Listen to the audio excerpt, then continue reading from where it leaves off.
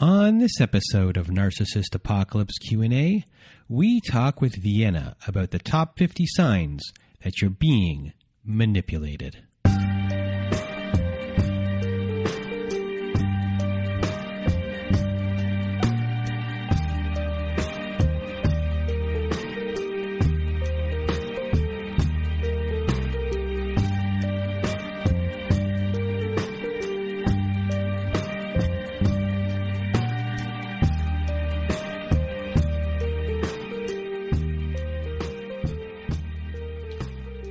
Welcome to Narcissist Apocalypse Q&A, everyone. Today on the show, we have Vienna, who was a guest on our show on December 20th, 2020, is a survivor story guest. She's also been on discussing natal charts, and we also discussed the Enneagram a bit. Today, we're discussing the top 50 signs that you're being manipulated. It's a really good episode.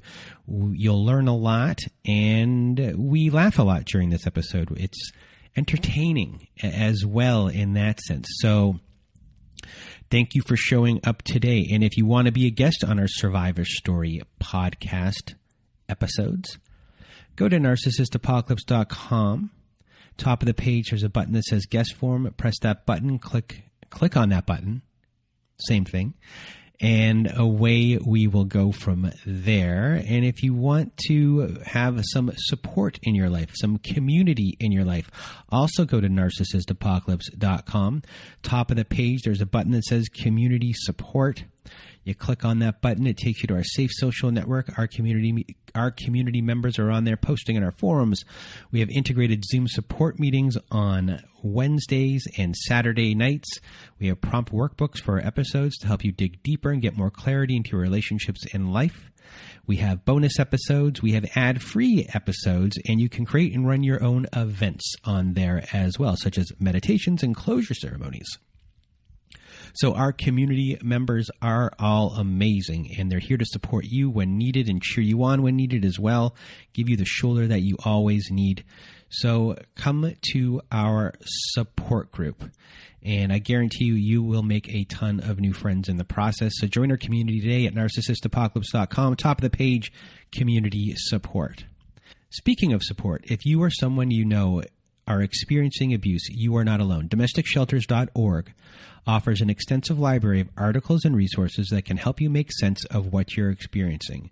And you can also connect with local resources and find ways to heal and move forward. So please do go to DomesticShelters.org to access this free resource. And I think that is it for today. And here is my episode with Vienna. Welcome to Narcissist Apocalypse Q&A, everyone. With me today, I have Vienna. How are you? Hi, I'm good. So today, we are going to discuss 50 ways to tell that you're being manipulated and that something was wrong. And we're going to talk about some manipulation tactics. And for those that don't know you, you've been a guest on our show, on our Survivor Story episode, December 20th, 2020. You've been on our show to discuss natal charts. We always discuss the Enneagram. And what I know about you and what others don't know about you is that you're a detective. And you love words and how people use those words, especially to manipulate you. And this is one of those things where we've tossed around different ideas for shows discussing words, and not just a one-off show, but its own series. And you are on Reddit, you were on Quora, you're a big Quora person, and you started to notice the pattern of words and answers that people were giving on there, and started to really notice who was a fake victim on there and who was just spewing their story. And you had a system that you kind of figured everything out that you told me one day. And we started playing a game, everyone, where you would send me a couple people's different writings. And you'd say, who is the fake victim? Who is the real victim? And so I'd start reading it really hard. And then I'd come up with my answer. And then you'd ask me why. And then I'd give you my reasons. And usually my reasons weren't as good. Like it was just, not surface level, but like I'd have like a couple points in there. But you were at another level. It'd be like, and this, and this, and this. And you really started to be able to decipher people's words and became a real big part of your life and something that you obsess over, healthy or not. And so, when did this happen for you? Obviously, within your relationship, your abusive relationship, this was a big thing, was the use of words, how words are used, and how these tactics can be used against you. So we're going to discuss 50, but let's start off with like your experience of it and the why. Yeah. Well, yeah. So because my personality is naturally focused towards patterns and figuring things out and observing everything, when I was in an abusive relationship, that confusion of, something's wrong, but not knowing what it was or how to really like sort it out, that was so frustrating for me. So I just started sorting it out. What I would do is after any sort of like verbal altercation or anything that was said that made me feel a certain type of way without me being able to label it with anything, I would just write it down. And I would write down what was said to the best of what I could recall. And I would do it without judgment. And I'd go back later when I wasn't emotionally affected by it and just really look at it. And I started seeing these patterns. And yeah, that I just started pulling them out and categorizing them and naming them. And I think what you might call an obsession was really just a tool in my recovery to get to the bottom of things, to figure out exactly what was happening. Because when you're in that crazy making situation, your brain's all jumbled up and it's hard to see. But hopefully this is a way that you can pinpoint things early on if you're not in a relationship with somebody who's toxic or abusive, and you can exit scene quickly. Or if you are in a relationship with someone who, something's not quite right, you could start to see exactly what is not right. Were you offended by my worst of obsession? No, not offended. I mean, I have a tendency to obsess, sure. So, here we are. Where do we begin? Well, I think one of the most important things to know is that when people say like, why are you still in a relationship with somebody who's verbally abusive or manipulating you? Or if you know this person is toxic, why are you still in a relationship with them? The truth is that manipulation and verbal abuse becomes harder to detect over time because you're used to it. You've adapted to it and it doesn't sound strange anymore. So that's number one. So don't beat yourself up if you notice some of these things coming from somebody that you're dating or married to or have dated, or even if you notice that maybe you do some of these things, because, we all grow up in whatever environment we grow up in, and we all learn patterns of speaking that aren't necessarily healthy. And if you notice it, you can correct it. What verbal abuse really is, everybody knows if you call somebody out of their name, that's verbally abusive. But what it also is it consistently discounts someone's perception. So it's invalidating what you're hearing a lot. And just quickly, I'm going to run through some bullet points about how to detect if you're being manipulated or verbally abused, if you're knee-deep in a toxic relationship. So I'm just going to breeze through these. Thank you. Yeah, totally. First one is feeling temporarily thrown off balance and momentarily unable to right yourself. Second one, if you're feeling lost, not knowing where to turn, and you're searching aimlessly. Third is if you're being caught off guard. If your partner's constantly catching you off guard, that's a huge red flag. Number 4 is feeling disconnected and confused or disoriented. The next is feeling off balance as if the rug has been pulled out from under your feet. And these are just like things that are happening on a daily basis where you're like, I just feel off balance, right?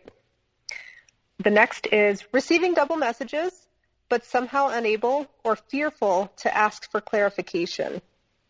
Being afraid to ask for clarification is not a good sign. The next is feeling generally bugged out just by simply being in the presence of somebody else.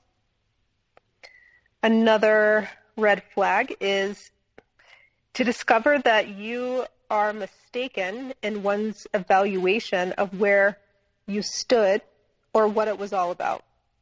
The next is feeling totally unprepared for a broken promise or unfulfilled expectation. If you trust somebody who says they're going to be there to do something and they don't show up, that's not good. Next, experiencing the shattering of an important dream. Another red flag is where one assumed goodwill, ill will seems to prevail instead. The next is one feels pushed around, not in control of your own direction. Another red flag is unable to get off the hamster wheel, redundantly spinning circles of thoughts, rumination. Another red flag is what seemed clear is now muddled. For example, if you set a boundary and you say, yes, I work from home because it's the pandemic, but that doesn't mean that I'm not working. So please don't just show up between 8 a.m. and 5 p.m. Right? And that seems very clear. And then slowly but surely, somebody starts showing up in these times, and maybe you're happy to see them once or twice. And over time, this boundary becomes muddled. It's no longer clear. Another red flag is an uneasy, weird feeling of emptiness. Next is a strong wish to get away, yet feeling unable to move, as if you're frozen or dormant. The last 3 here are you are befuddled, not able to attack the problem because you can't label the problem. Next is feeling vaguely suspicious that something is wrong. This is kind of just your intuition or your gut. And what's the last one? The last is feeling that your subjective world has become chaotic. What does that mean? So a good example of this, your world becoming chaotic to a certain extent, is that I run a business from home, and I'm very good at systematizing things, making lists, going through them, and organizing things in such a way and making things happen in an organized fashion. But over time, that wasn't happening, and everything was chaos. I couldn't find where anything was. I couldn't seem to be able to even organize things in a way that made sense, and it was because of these constant interruptions and not being able to rely on that these interruptions wouldn't occur. Does that make sense? Mm-hmm. Okay. So now we are going to discuss verbal abuse and the many forms and disguises it takes. So the first one on our list is false flattery. And for everyone, we're going to be doing a description. We're going to be doing an example. And then some of them might have fun facts as well. Yeah, so false flattery is when an attempt is made to win support for your argument, not by the strength of the argument, but by using flattery on those whom you want to accept your argument. An example of this would be if someone says to you, it would really be best if you went grocery shopping because you are so good at picking out the best, ripest fruit. It's complimenting you, so you'll do something for them, right? Others can't get this done. You can. Only you can. You're the best man for this job. Yeah. And what's your fun fact on this one? Fun fact is flattery might get you somewhere, but it's usually a place you don't want to be. Zing. Next on our list, we have appeal to force. This is when force, coercion, or even a threat of force is used in place of reason in an attempt to justify a conclusion. For example, Hey boss, why do we have to work weekends when no one else in the company does? Am I seeing insubordination?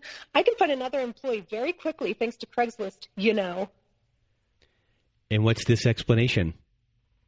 Well, what just happened is you asked a legitimate question to which you did not get a legitimate answer. Rather, your question was deflected by a threat of force, which was being forced out of the job. And what is your tip in this situation? Do not allow others to force you into accepting something as true. And next up on the list, we have appeal to loyalty. So this is pretty straightforward. It's when one is either implicitly or explicitly encouraged to consider loyalty when evaluating something, when the truth of the argument is independent of loyalty. And really all that means is like somebody wants you to consider their loyalty in concluding that something's true or false and not worth investigating. An example would be, who are you going to believe, me or them? I'm your husband, and that's all you have to know. Yeah, you know, this is the one where this is a tough one in society. This one right here. I guess one of the things you always hear is like snitches get stitches. And I think that one applies to this right here because it's not just a husband-wife situation. This loyalty thing goes a long way with other people and toxic friends where you're going along with certain things where you know you shouldn't be going along with it, but your loyalty, long-standing friendships with certain people put you in bad situations. They're putting you in bad situations a lot. So this one's a real interesting one because it's not, this one is a lot more common in all parts, I think, of society. Yeah, you know what another example of this would be I just thought of is like when somebody uses your vows against you. Like, you said till death do us part. It's like, yeah, but I don't want to be the one that's dead, The next one on our list is playing the victim. Yeah, pretty straightforward. The attempt to distract from the truth of the conclusion by the use of pity. And an example would be, you don't care about me. You never cook. You never clean. You refuse to have sex with me. The least you could do is help me out with this one thing, this one time. Like, oh, poor you. That's a very subtle one. It's not an overly done like I've lost my job or this person did something to me. This one is more on the subtle everyday type of victim mentality within the home. That example. And appealing to pity. Yeah. Yeah. Feel bad for me. All right. Next up on the list, we have withholding. Yeah. And a lot of people know what withholding is, but the description I'm using is the toxic person, the abuser, the manipulator. I'm going to use these interchangeably, so deal with it. So the toxic person who refuses to listen to their partner, denies their experience, and refuses to share themselves with the other, and it's violating the primary agreement of the relationship, which is communication, right? So they're withholding.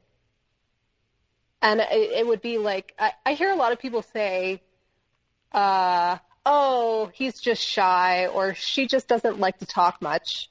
When really it's like, yeah, those could be true, but at the same time, if you're in a relationship with someone, the whole point is to share and to share openly. And if somebody is withholding information or afraid to speak the truth, then there's something wrong there.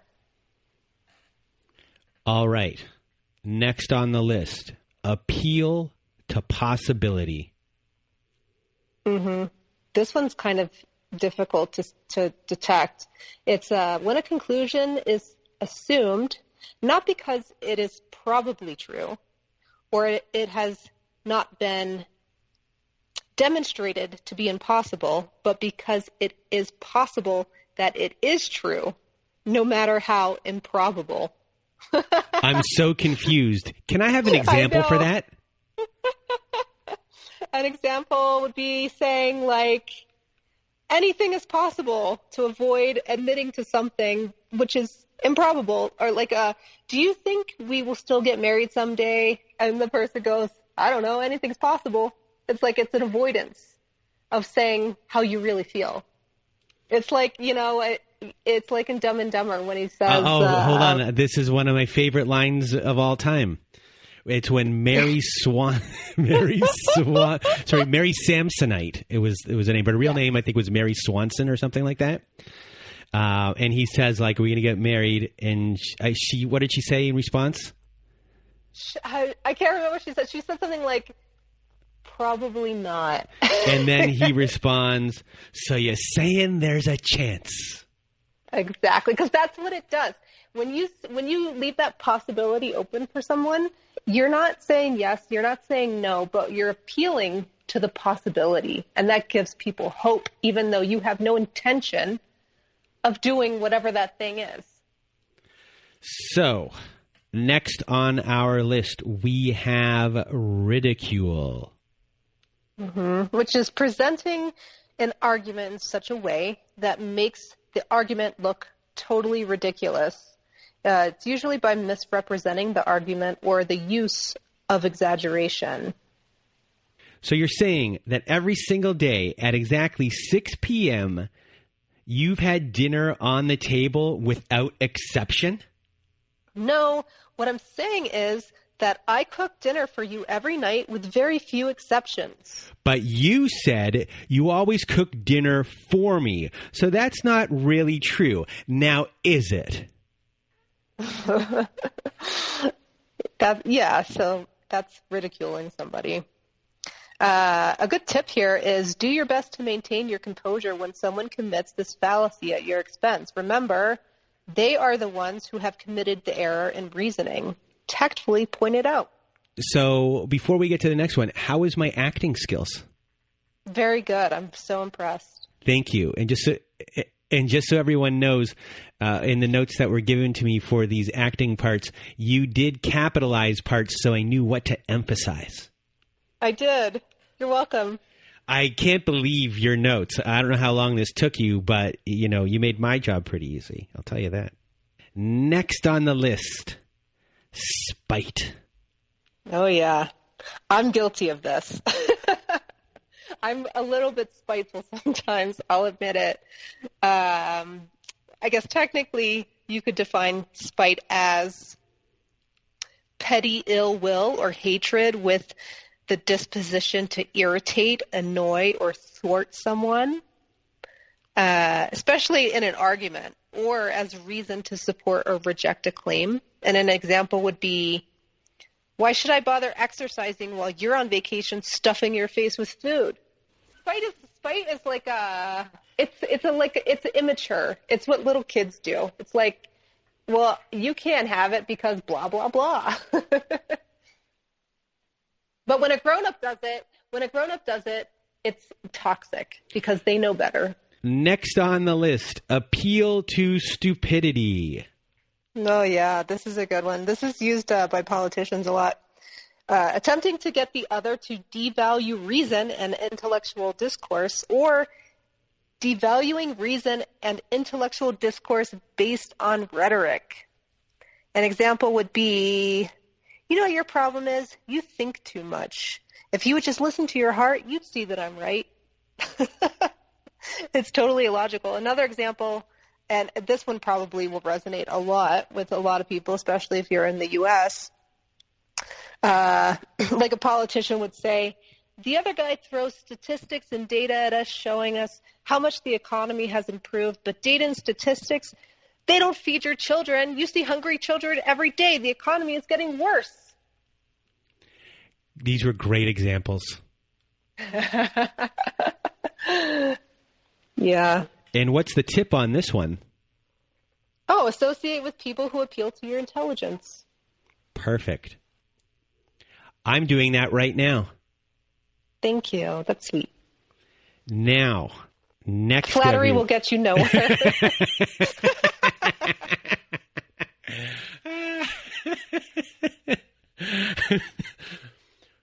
All right, I'm calm. Next one, appeal to trust.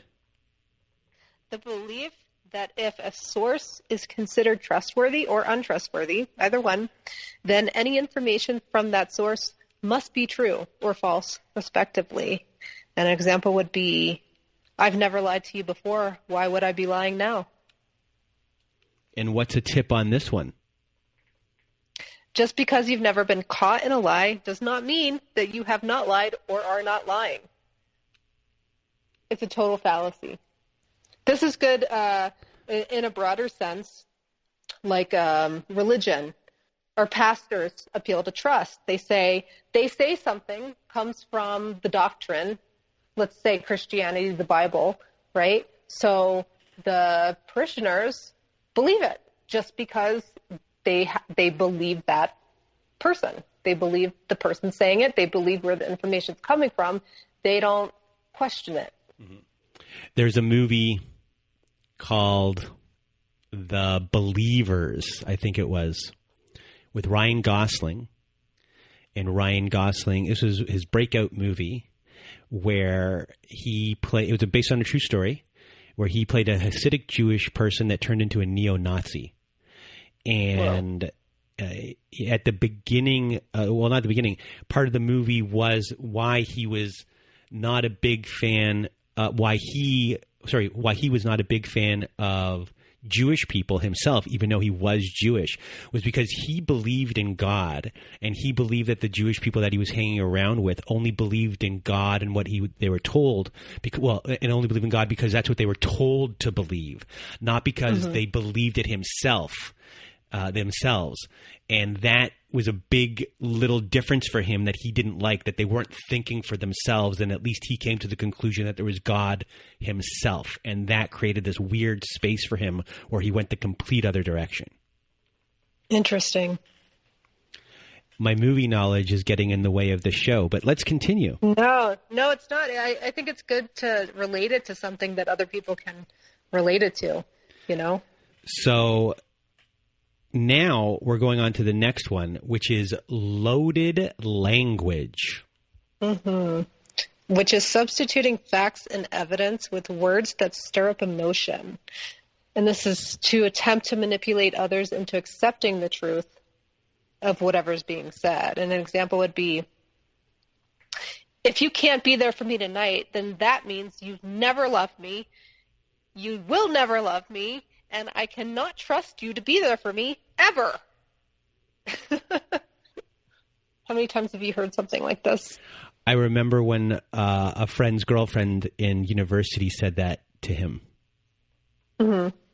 And it was just like if you don't do something one time, then it de facto cancels out everything else. Yeah, this one is, what's the best way to put it? I mean, this one plays onto the people-pleasing of, in a way, or not the fixer, but a people-pleasing aspect of people where it really hits them in the guilt spot. Mm-hmm. Yeah, it's guilt tripping. It's another term for guilt tripping. Yeah. Absolutely. Up next, we have fast talking. When fast talking is seen as an intelligence or a confidence in the truth of somebody's argument. So it says to the person, it gives them evidence that the argument itself is true because it's just coming out quickly. I'm actually gonna relate this to the movies. Okay. And unfortunately for people, I'm going to maybe discuss not a specific movie, but a lot of Steven Spielberg movies do this, and the action ones, which is if the movie was slow, and that's why pacing matters. If the movie was slow, you could sit there and dissect all of the plot problems, everything that's going on, all of these little things. You're like, that doesn't make sense. That doesn't make sense. That doesn't make sense. But they go at such a pace that you can't see the problems until after the movie. You're like, that was a great movie. Oh, is it this and this and this? But if you were to actually go and sit down on some of them and be like, oh, and dissect it, you'd be like, that didn't make sense. That can't happen. That's not logical. And they're in the same sense, that's what people are doing when they're fast talking. They do it so you can't see all of the little holes that are there. You can't, and after the fact, you're not going to go and sit down and look at it like you can with a movie because the conversation's gone. There's no place for you to put it unless it's done in person or written. Sorry, unless it's written. Does that make sense? Yeah, totally. Absolutely. Who's the guy? Whatever. It doesn't have to be a specific guy. Infomercials do this. They get the fastest talking person to just spit information at you so you don't have a chance to kind of digest it in this way that it's like, wait a second, this might not be the best idea. But you're going to buy that Floby. Right. Because you can't not, because they've sold it in such a way that's like, I have to have this. So, next on our list, we have gibberish. And this is related to fast talking, but it's a little bit different. The difference is that it's incomprehensible jargon, or it's like plain incoherent gibberish, and it's used to give the appearance of a strong argument in the place of anything valid.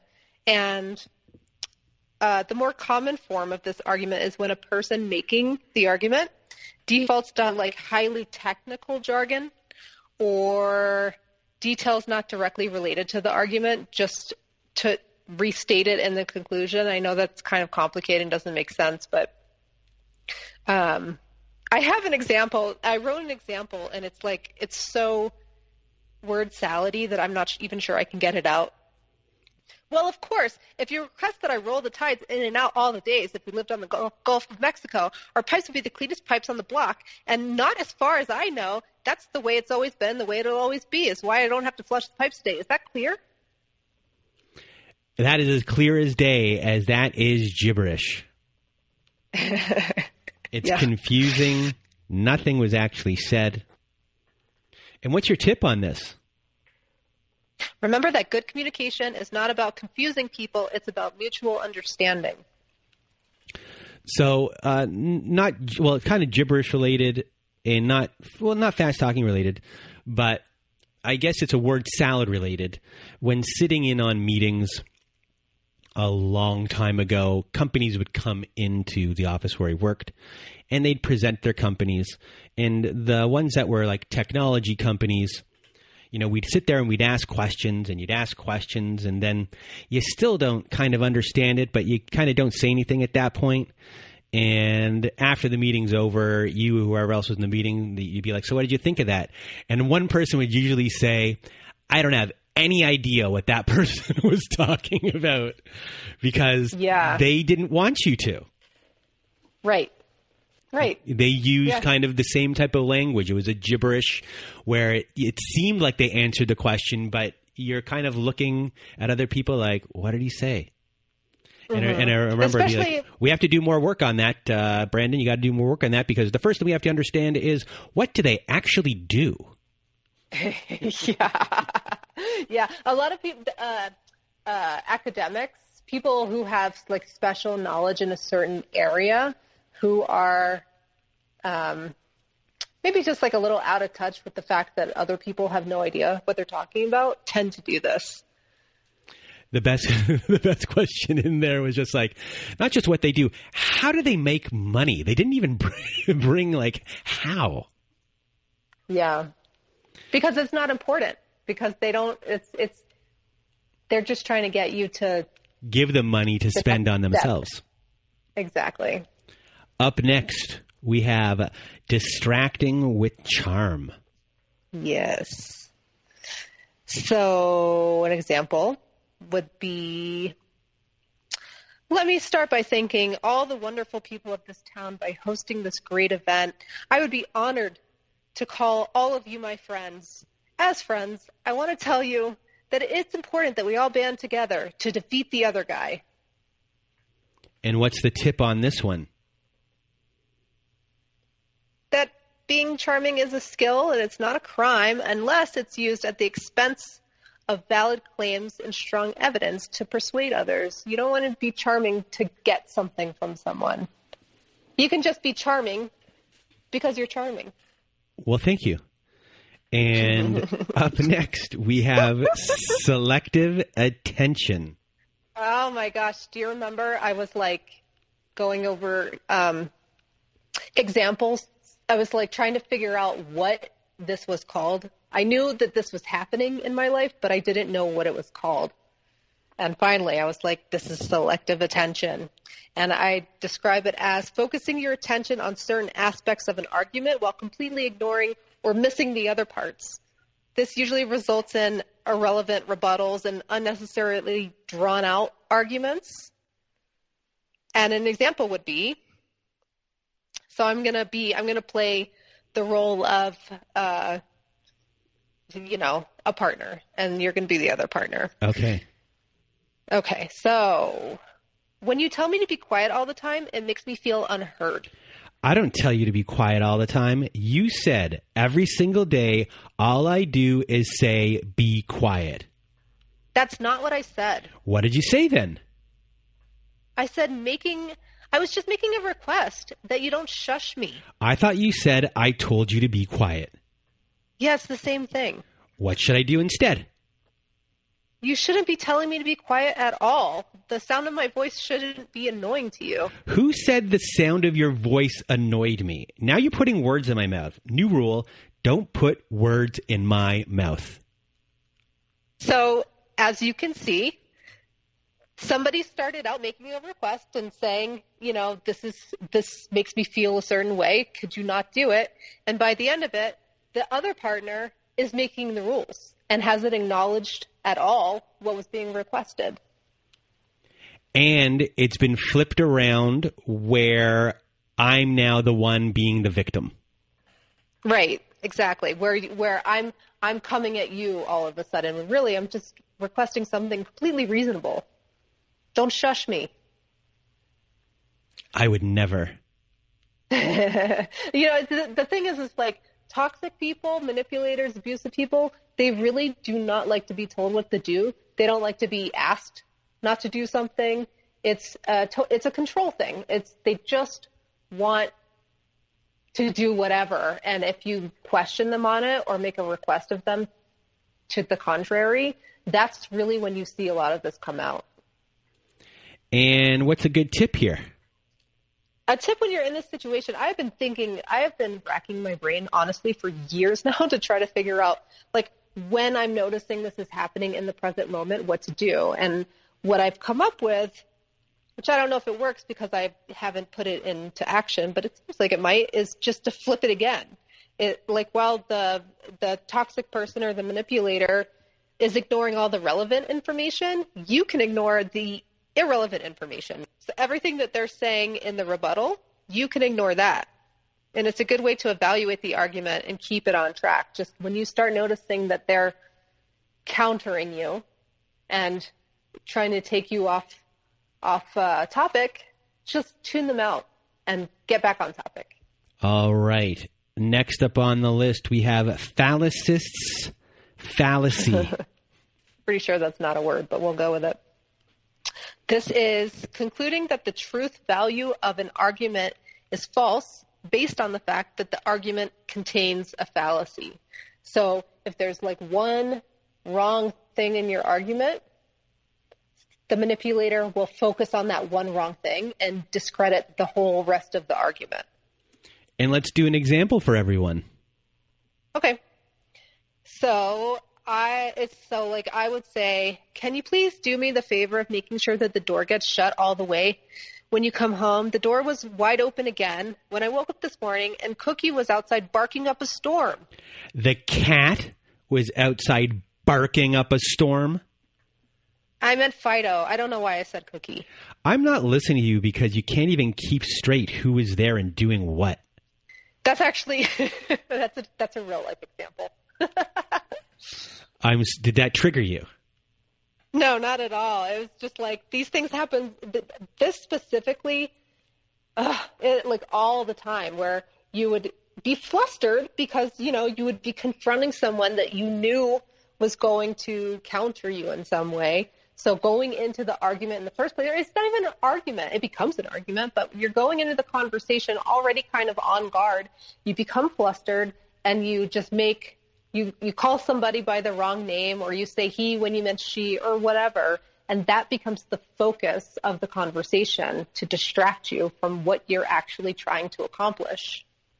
And now we're going on to our next one. It is avoiding the issue. And I guess we'll start off, that's pretty self-explanatory, but we'll start off with an example. Yeah, this is like a Masterpiece Theater or something. What, us? Masterpiece Theater? Yeah. Listen, everyone, I never went to acting school. I never said I was an actor of any sort. I'm just playing one today. Yeah, exactly. I just play one on the radio. You ready? Yes. Okay. What on earth did you spend $700 on today? I went to the mall. I told you that already. Yeah, but what did you buy that cost $700? I'm reading this for the first time. I bought pizza at Sbarro's. Did you know? Okay. Did you know that you get a free? Why is that so funny? Because there's a Sbarro's. Because Sbarro's is mall. funny to me. It's at every mall, right? I'm from Canada. We don't have it's a very American thing. So Sbarro's is funny to me. Well, what should we put instead? I'll do it again. Okay. Okay, an example of avoiding the issue would be, what on earth did you spend $700 on today? I went to the mall. I told you that already. Yeah, but what did you buy that cost $700? I bought pizza at Sbarro's. Did you know that you get a free drink with a slice? I did not know that. Oh, guess who I saw at the mall? Your friend Rebecca. So it starts off, right? I'm saying, what did you spend $700 on? And we're ending up with you saying, oh, I got pizza. Did you know you got a free drink with that? Oh, guess what? I saw your friend Rebecca. And you never find out what the money got spent on, and it's intentional. And the topic was changed, and now we'll just move on like it was never mentioned. What's a tip on that one? Yeah, a good tip on this is don't avoid questions where you are afraid you won't like the answers. Just face them head on and deal with the truth. Stay focused. All right. And next up, we have cherry picking. Yeah. When only select evidence is presented in order to persuade the other person to accept a position. This is also kind of like casual admission. Oh, man, cherry picking is such a great way to discern when somebody is the toxic person. So what's an example? An example of cherry picking would be my ex slapped me once during an argument, and then it's like, oh my gosh, that's abusive. I'm so sorry. And that's the end of the conversation, right? But really, this person cherry picked an incident where they got slapped and labeled their ex the abuser while admitting that they were slapped because they were choking the other person. So it's like, yeah, my ex was abusive. I got slapped once, and then it's like, that's the end of the story. But it's just a piece of the story. And what's a tip in this situation? If you suspect that people are only telling you the half-truth, don't be afraid to ask, is there anything you're not telling me? That's a great answer. It's a great tip. So next, we have loaded questions. And these are questions where there's a presupposition built in, which implies something but protects the one asking the question from accusations. And examples like, how many times a day do you stink up the bathroom? That's also one that's done to shame you at the same time. Oh, loaded questions are like always pointed at just destroying you. Right? Or like, what's another good example? Do you just eat these high calorie meals all day long? Yeah, that's going to get you for sure. Mm-hmm. Anything that's going to really needle, shame you, or even have a kernel of truth in there, knowing someone's vulnerability, especially if you have body issues, to load a loaded question right in there. I've seen it done before. It's also done for shock value. It's also done to kind of like throw you off a little bit. What's an example of throwing off? Well, it's like a rhetorical question that there's no way for you to even answer. Okay. And it hits you in that sore spot at the same time. And next we have quoting out of context. This is just removing a passage from its surrounding matter in such a way to distort the intended meaning. And this would be like if I said, "You called me a loser." I didn't say that. I said that I was the winner and you were the loser of the dominoes game last night. That's not calling you a loser. Right. And so it's the first person is pulling out just a chunk of the narrative and using it out of context. It's quoting it out of context in order to fulfill their narrative of what they're trying to accomplish, which is to start a fight. Sounds like the media these days. Oh, my goodness gracious. If only we had the time. That's another podcast. We should do one about that. But up next, we have redefinition. Yeah, it's exactly what it sounds like. It's defining a term in such a way that it makes one's position easier to defend. For an example, you seem mad. Are you mad at me? I'm just sitting here watching TV. Why would you ask me that? Because that look on your face is the definition of mad. Yeah, and a look on my face is not the definition of mad. Right? It's defining things in your own special way, which is not at all the definition. And what is a tip for everyone when it comes to redefinition? Is don't accept definitions put forth by your opponent, especially when your opponent is defining you. Defining you, by the way, this is huge. I should have said this up front, but in the context of interpersonal relationships, verbal abuse can just, a blanket definition can be somebody else defining you. If someone is saying you are, and then whatever comes after that, they're saying that that's you, that's a definition of you. And that's not okay. You are always cranky when you wake up in the morning. It's these little things that happen over time that make you lose yourself. You're like, oh, I guess I am. Am I cranky every morning? And you just hear it over and over and over again. You're a messy slob. You're this, you're that. That's a blanket definition for verbal abuse. And up next, we have double standard. Right. Everybody's probably heard this before. It's defined as judging two situations by different standards when, in fact, you should be using the same standard. And it's used just to unfairly support an argument. An example would be, I can't believe you stayed out until 2 a.m. What were you thinking? You were out till 2 a.m. just last week. Yeah, but that was different. I was with the boys. That was different. Right. It's not different. It's the same thing. It's a double standard. I get to do it when I want to do it, but you're not allowed. And this happens a lot in regular society, not just relationship in the male-female world.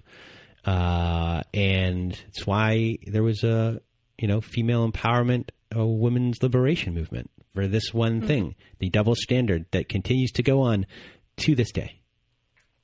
That's right. All right. Up next, opposition. Opposition is asserting that those who disagree with you must be wrong and not thinking straight, and this is primarily based on the fact that they are your opposition. And what's an example? An example would be like, if you are not pro-life, then that must mean that all pro-choice people would murder a baby. And what is a tip in this situation? It's just, because you hold different opinions, that doesn't make you an enemy. This is this is so evident in the political climate currently. It's like, because say like Democrats are for more gun control, and then you have the opposition saying Democrats want to get rid of all your guns. It's two totally different arguments, but it's made just because you're in opposition of what they want. And it's exaggerated usually. And up next, we will go to black and white thinking. Boy, yeah. You just became Jewish there with your oi. I'm having a flashback. Black and white thinking. You're my grandmother. One of the two. Well, that would also be like would you say it the first time, an old Jewish lady? Same thing. Yeah. Black and white thinking is one of the main tells of a personality disorder, by the way. It is when only two choices are presented, yet more exist, or a spectrum of possible choices exists between two extremes. It's like either this or that kind of language. An example would be, I thought I could rely on you, but you forgot to pick me up from work, so obviously I can't trust you and will never trust you again. It's very black and white. It's this or that. It's like either I can trust you because you are 100% on your game, or you messed up this one time, so it's over. And what's another example? Another one would be like, you either love me or hate me, and this doesn't feel like love. And what is a good tip in this situation? I wrote this here because I thought it was so great that I came up with it on the spot, but I'm regretting it now. Roses are red, violets are blue. These flowers can be pink and purple and yellow too. I liked it. Thank you. So up next, we have we're saying the same thing. How many times have you heard this from somebody where you're like, no, we're not saying the same thing? But it's like when an argument or a claim in which two completely different opposing arguments appear to be logically equivalent when in fact they're not. And an example would be like if I said, I love you. I don't hate you. Why can't you just say I love you? I just did. We're saying the same thing. Yeah. So, that's pretty self-explanatory, right? Yeah. And a lot of people use it in the middle of an argument. You'll hear this a lot when somebody realizes that they're just being an asshole and they don't really want to keep arguing and they've just been kind of like placating the argument in some way. And they'll just say like, you know what, we're really saying the same thing here. And it's like, well, why have we been arguing for 20 minutes then? Up next, we have having your cake. And this is basically just making an argument or responding to one in a way that does not make it clear what the position is. It leaves the door open, we'll say. And I'll give an example. Like if I were to say, hey, Brandon, what time should we go out on Friday? I could take off work for lunch around 2, or we could grab an early dinner and a movie, or we could meet for dinner later on. What do you think? Well, 2 p.m. is the best time to eat lunch because, the restaurants are always empty. And what's happened here is that he's neither agreed nor disagreed with a time. He hasn't committed to anything. He's only given the illusion that he has, which is leaving the door open to do something else without having to stand me up. And if I interpret that as him saying, okay, so we're going to get lunch at 2 p.m., and then he decides he doesn't want to go out with me, he could say, I never agreed to that. And do you know what I did commit to there? What? I committed to saying my lines differently than I did before. That's called actors' choices. So special. Up next, we have What If?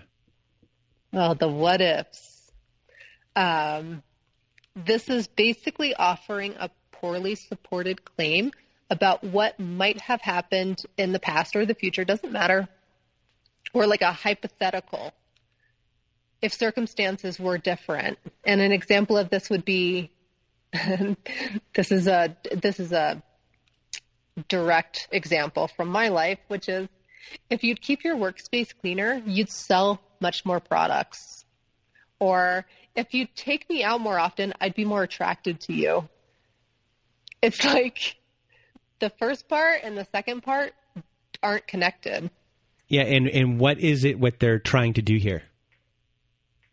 They're trying to get you to do the first thing. So instead of saying, I'd really like it if we went out more often, they're saying, if you took me out more often, then I would be more attracted to you. They're trying to manipulate you into taking them out. So they're trying to, and the other one, they're trying to manipulate you into having a clean workspace, and they're doing, in that one, you're selling more products. They're giving you a dangling carrot to look forward to that, hey, I can make more money. And their thing is, well, even if they don't get any more money, which is not going to happen because this doesn't correlate to each other, I'm going to get my clean workspace. Right. Like, I just want you to clean up your workspace, but I want to just tell you that. And up next, we have Insignificant Cause. Oh, boy. This is going to hit home for a lot of people, I think. It's an explanation that posits one minor factor out of several that contributed to its sole cause. And an example of this would be when you hear somebody say, I only act like this because my mom didn't pay attention to me as a child. Or, oh, this is a big one. This is a big one. Yes. Yeah. Or they only do those things because they grew up in foster care. You know? They're blaming. They're taking a historical thing and using it to have an excuse for their actions or whatever they're doing. Yeah, it's an excuse. Up next, we have Jumping to Conclusions. Yeah, just drawing a conclusion without taking the needed time to evaluate the evidence or reason for whatever the argument is. An example would be like, you didn't call me at 8 o'clock like you said you would because you don't like talking to me. When really it's, I didn't call you at 8 o'clock because I went out and forgot my phone. You're jumping to the conclusion. And I think this is something that this happens in these relationships a lot, but also sometimes in regular life, people are guilty of this a little bit too here or there. Totally. And it's because you get in your head about things. But in an abusive relationship, when a manipulator is doing it, 9 times out of 10, they're not assuming things. They are doing it on purpose. They want you to think that they have been up all night just worried to death. Where have you been? When really they're not. They're just trying to frazzle you. And it's also it's fake. It's fake. It's concern. Totally fake. Yeah. It's totally fake concern. And it's like, it is, they want you to know that they assume the worst of you. Up next, worst case scenario. Yeah, speaking of worst, this one is making an argument based on the worst case scenario rather than the most probable scenario, allowing fear to prevail over reason. And an example would be, you were late coming home from work, so you're obviously cheating on me. They want you to think that if you don't do things exactly the way that they want you to do them, then you are going to be blamed for something, punished for something. There's going to be an argument. It's a way to keep you in place. Up next, we have limited depth, which is pretty simple. It's failing to appeal to the underlying cause, and instead of simply appealing to membership in a category. In other words, it's like simply asserting that you're trying to explain without actually explaining anything, which I know doesn't make sense, but maybe the example will help. For example, I didn't tell you that I was going to be late coming home because I didn't tell you. Or I was flirting with that girl because I'm a flirt. Like the reasoning is the same as what's happening. There's nothing being said, and they're trying to pass it off as an explanation, but really nothing's being said. Up next, we have nitpicking. Nitpicking. Using the technical tools of logic in an unhelpful and pedantic manner by focusing on trivial details instead of directly addressing the main issue. Example? Yeah, so it's like if I were to say, hey, could you please help me carry my packages to the post office in the morning? Why carry them to the post office? Why not just call for pickup? Because the post office doesn't pick up on Saturdays. So why not just wait to mail the packages on Monday when they can pick them up? No, because they're scheduled to ship tomorrow. Who is really going to notice if they're one day late? Are you going to help me with the packages or not? End scene. Yeah. This is a real life example also. Oh, yeah. I can see why. I can see that. Mm-hmm. The packages. Yeah, it's just needling at every tiny little detail of everything and just avoiding the topic, avoiding whatever it is that you know that the other person is trying to get you to not avoid. I wish I could tell a family story because it doesn't involve me, unfortunately. I was just witness to it, but that's for another day. Up next, we have magical thinking. Yeah, magical thinking.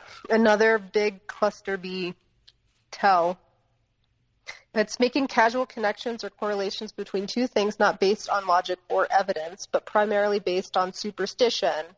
I like to say that magical thinking is drawing connections between our external world and our internal thoughts in order to connect dots or to create a narrative rather than be a victim of one. So an example would be, you made me punch a hole in the wall instead of I punched a hole in the wall because I was frustrated and can't control myself. How many times have you heard somebody say, you made me? I have a great story for that, but continue. Another example would be like, that asshole made me drive off the road and now I have a flat tire because of him. Instead of, I have road rage and was driving erratically and now I have a flat tire. It's a way to deflect blame also. When I was 15 or 16 years old, I was in Florida with my mother and my brother. It was very rare that we would be away without any of the other members of our family. And we were on a golf course. And I had hit my ball out of bounds. And I took my ball from out of... I mean, we're not professionals here, you know? I took my ball out of the out of bounds, and I threw my ball backwards, and then I hit my ball from there. And I took my stroke penalties, or 2-stroke penalties. And my brother goes up to hit his, and he tops the ball, and it goes right into the water. And then he turns around, and he goes, because of you and your rule breaking, you made me hit the ball into that water. And I was like, no, I didn't. Like, what are you talking about? Yeah, but you know what? If you are not on guard for this and it becomes a repetitive thing where you just get accustomed to it, you start fighting it. and you start saying those things. You start saying, no, I didn't, right? And that's the worst thing you can do, because it's like you're acknowledging their delusion. And after that, my mom wanted to just have things be peaceful, and she goes, just apologize. And I'm like, no, I am not apologizing. She's like, just apologize so we can continue playing. I'm like, I refuse to apologize. And then it would just turned into World War III. I was like, I'm not apologizing for this. This is ridiculous. And my mom was like, just apologize. I'm like, no. And my mom was sitting in the golf cart, and I almost turned the golf cart over. Like, I was so mad with her in it. And I just took my golf clubs off of the back of the cart and I just walked home. It's infuriating when someone is looking you dead in the eye and saying, you made me do it. And you're like, how? How? How did I make you? Or I only thought that because you blah, blah, blah, blah, blah. Right? That story is famous amongst my friends from that era. When I came back and I told them that story, they were just like, that's crazy. Yeah. And it's like, unless you have a remote control to the other person's operating system, no one's making you do or say or think or feel anything. And that's really important to remember. And up next, we have moving the goalposts. Pretty classic one here. It's demanding from somebody else that they address more and more points after the initial counter argument has been satisfied, and refusing to concede or accept the opponent's argument and consider the task at hand complete. An example of this would be like, we'd be so much happier if we lived in a bigger apartment. So you get a bigger apartment. And then it's like, it's this town that's so depressing. We'd be so much happier if we moved out of state. So then you move out of state. And then it's, I would be so much happier for a minute. After we moved, I was great. But now you're so demanding. You've demanded so much from me. That's what's really bringing me down. And then it's like, okay, so I won't be demanding of you. And then it's, you never ask me for anything. It's like, you don't even think I exist. You can't win. Every time you meet the demand, the goalposts move, and you have to meet the next demand and the next demand and the next demand. They're never satisfied. Yeah, I could go into a million stories on this. Totally. but I'm going to stop myself just to make this podcast a little shorter, everyone. Yeah. But this is a really common thing, like very, very, very common. And it's maddening and it's frustrating beyond belief, especially in my life. So up next. And it's intentional. It's intentional. And that's one thing that you have to drive home. It's like, they know that they've asked you for something and you've done it. They know that. They're just going to keep doing this forever. This doesn't end. It's a never-ending story. You know what? Another way that this is used is for coercion. It's like slowly coercing you into something. Like, you never give me a goodnight kiss when I go to sleep. So it's like, okay, I'll start giving you a goodnight kiss. And then it's like, you never rub my back when I go to sleep. All you do is give me a goodnight kiss. And then it just keeps going till you're doing, a variety of things at the end of the day. Up next, we have poisoning the well, smear campaigning, or as you like to put it, talking shit. It's all the same thing. It's, you know what all those things mean, but we'll define it as to commit to a preemptive attack against your opponent. That is to prime the other person with adverse information about the opponent from the beginning in an attempt to make your claim more acceptable or to discount the credibility of your opponent. And the classic narcissistic example of this is trash talking the ex. As soon as you meet somebody who's narcissistic, they have nothing but bad things to say about their ex. And they have no relationships with their exes. They have nothing but shit to talk. And what's a tip?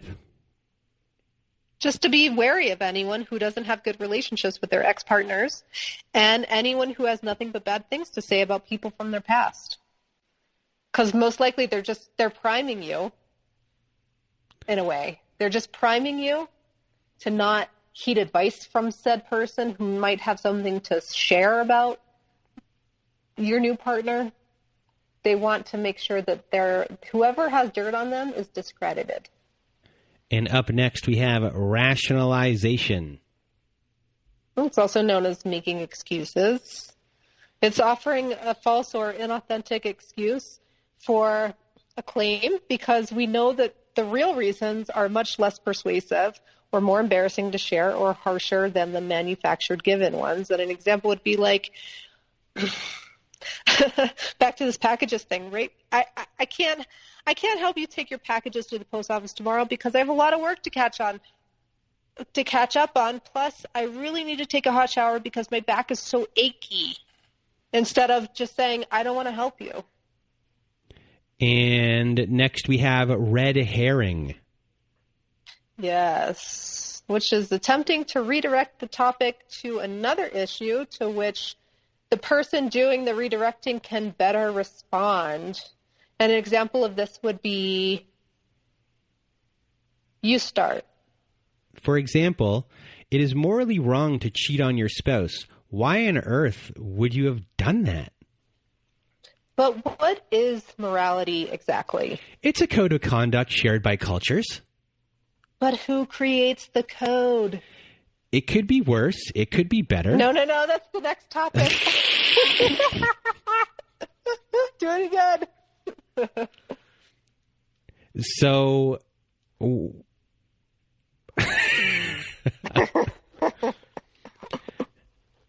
all right. And now after that one, the next topic is, or the next tactic is, it could be worse. It could be better. Yeah, just trying to make a scenario appear better or worse by comparing it to the best or worst case scenario. An example would be like, I'm so excited. I just got an A on my physics exam. And the dad is like, why not an A+? Which question did you get wrong? It's like, why didn't you do better? Another example would be, you should be happy I only pushed you. A lot of men hit their wives. Not me. Could be worse. And again, this happens all the time. And for everyone that's going through this, I'm sending you big hugs. On that note, we're going to go to scapegoating. Right. Scapegoating is just unfairly blaming an unpopular person or group of people for a problem. That's an easy target. It's just being an easy target. An example would be like, I know I got drunk, slapped the waitress on the butt, then urinated in the parking lot from inside the restaurant, but that was because you didn't take me home earlier. And do you have another example? Yeah, like on a grander scale, scapegoating could be scapegoating an entire population. I mean, racism really falls under this category. Like somebody could say, the reason that Haiti keeps being destroyed by earthquakes is because they don't believe in God down there. You're scapegoating a whole people, a whole country. And that was probably the nicest scapegoating of a large population you could have done. It took me a long time to come up with something that wasn't just horrific. Yes. And next we have shifting of the burden of proof. Yeah, making a claim that needs justification, then demanding that the other justifies the opposite of the claim. And what's an example for that? An example would be like, if I were to say, are you on some kind of drug? Your pupils are totally dilated. No, how dare you accuse me of doing drugs? Go ahead, search me. See? Nothing in my pockets. Maybe gather some evidence next time before you go around accusing me of something like that. Right, so the burden of proof would be on me, even though it's clear that you're doing something wrong.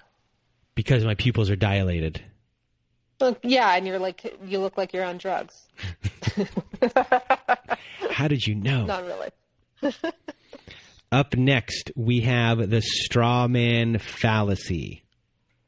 Yeah, this one's really common, even though it's not commonly called this. It's substituting a person's actual position or argument with a distorted or exaggerated or misrepresented version of the position of the argument. And an example would be like, well, you can go and ruin your life if you want to, but I'm staying right here, when all you said was, I'm thinking about joining book club on Tuesdays. Okay. So another one. The next one we have, two wrongs make a right. Yeah.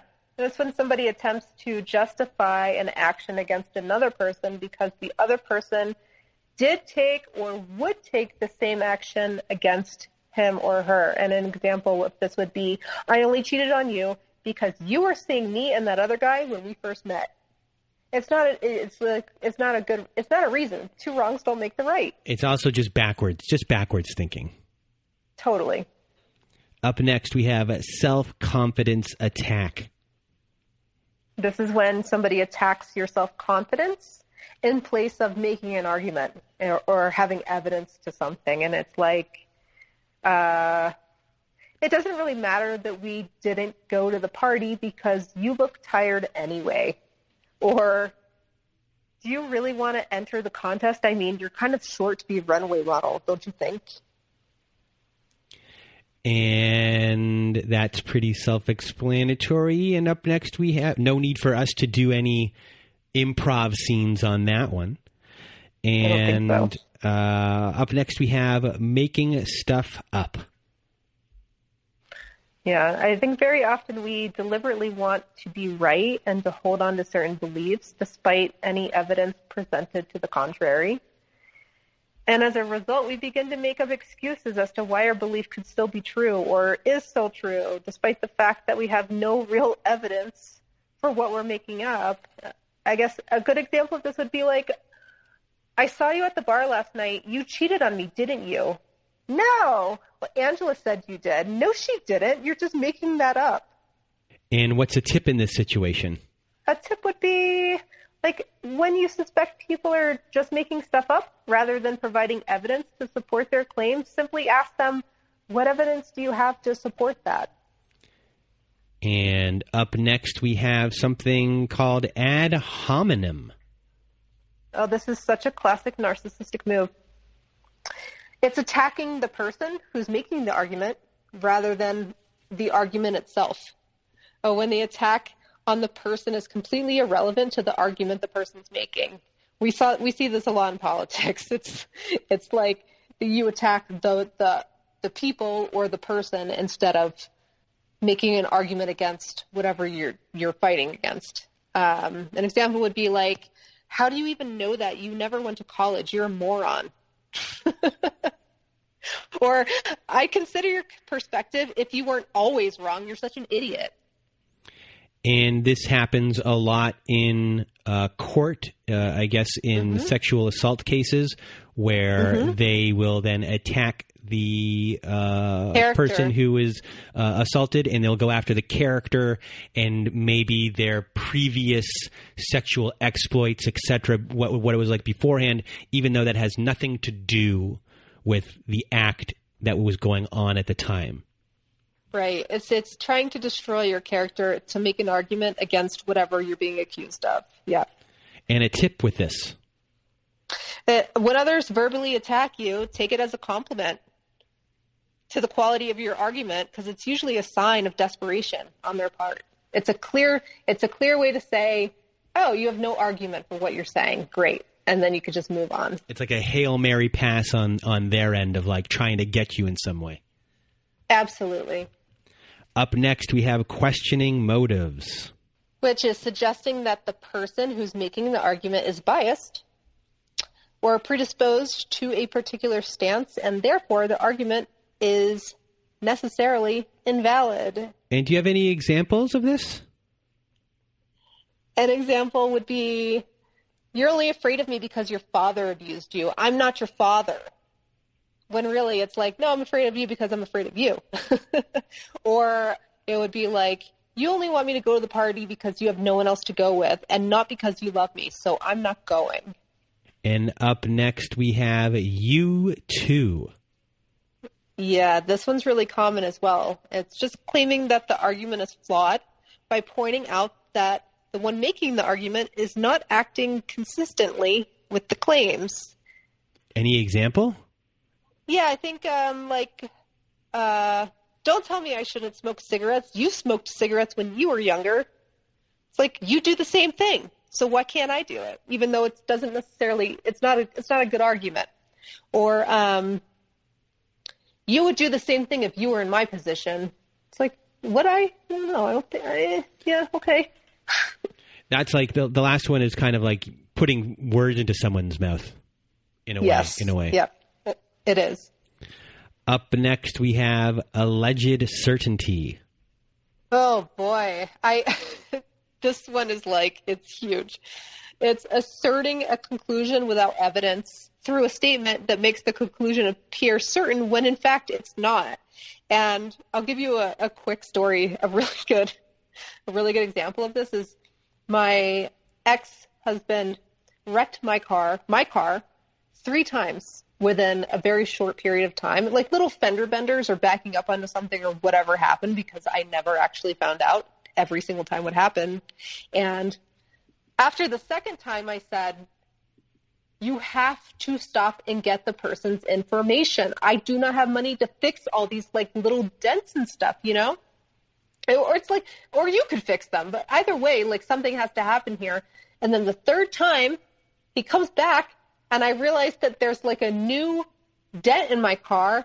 I say, what the heck happened? And he says, I didn't tell you because I knew you'd react like this. It's like, I'm only reacting to you not telling me after I asked you to tell me. I'm not reacting to the fact that you got into a fender bender. I'm reacting to the fact that you didn't tell me that you got into a fender bender. It's crazy making. It drives you up the wall because it's a lose-lose also, which is the next thing. Which is the next thing on our list, everyone. Lose-lose situation. Right. It's just when one is presented with 2 choices, but both are essentially the same, only worded differently. An example would be like, you can either leave tonight or you can leave early in the morning. Either way, I want you gone by sunrise. It's the same thing. And what's a tip in this situation? Whenever you are presented with options, carefully consider the possibility of other options not mentioned and propose them.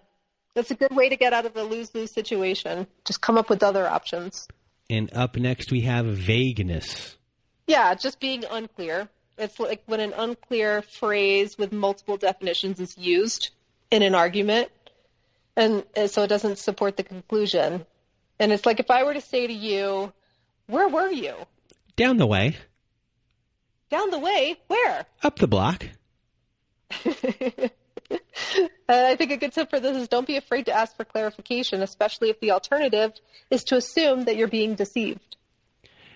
The way you wrote that was like that old famous bit of like, who's on first? Oh, I don't know it. Oh, that's the old bit like from, I don't know what era it was. Like, who's on first? I don't know. I don't know is on second. You know, you don't know that bit? Anyway, I won't even discuss that. So now the last thing on our list, we made it all the way to the end. Appeal to anger. And it is exactly what it sounds like. It's when someone uses anger or hatred or rage to substitute for evidence in an argument. And I really want this point to be heard and known that when someone is flying off into a rage or narcissistic rage and they're punching holes in the wall and they're storming around the house and stomping and their face is turning red and their eyes are bulging out of their head, that is to get you to stop doing whatever you're doing, to get you to shut up, stop saying what you're saying, or to get you to agree with something that they want you to agree with. It is a verbal tactic turned into a physical tactic. It's not because they've lost control. It's not because they can't control themselves. It's not because they have anger issues. It is the same thing as any of the rest of these. That's really important. So thank you for doing this with me today. We shared a lot of information. You put a lot of work into this, and I really want to thank you for doing it. I mean, we've gone here like an hour and 30 minutes at least.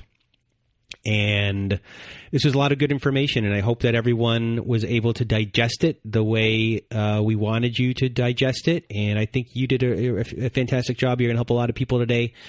And, we're going to come back with another episode in the future about the Enneagram, your passion, the Enneagram. And is there anything you want people to know before we end off the show? Something to know. I think something that is useful, which is very difficult for me, and I know for a lot of other people, which is when you suspect you're being attacked or manipulated in some way, it's to stay grounded in your body and what's going on so you can pull this information out of what's being said instead of allowing it to have its intended effect over you, which is to manipulate you. If you can really just stay present, you can figure it out before it's too late. And for those who want to go hear Vienna's story, December 20th, 2020, you can find her story. And once again, Vienna, from the bottom of my heart, thank you so much for being here. I hope you had fun doing this with me and all my little joking around. Hopefully I didn't offend you that badly. And never. And from Vienna and I, everyone, we hope you have a good night.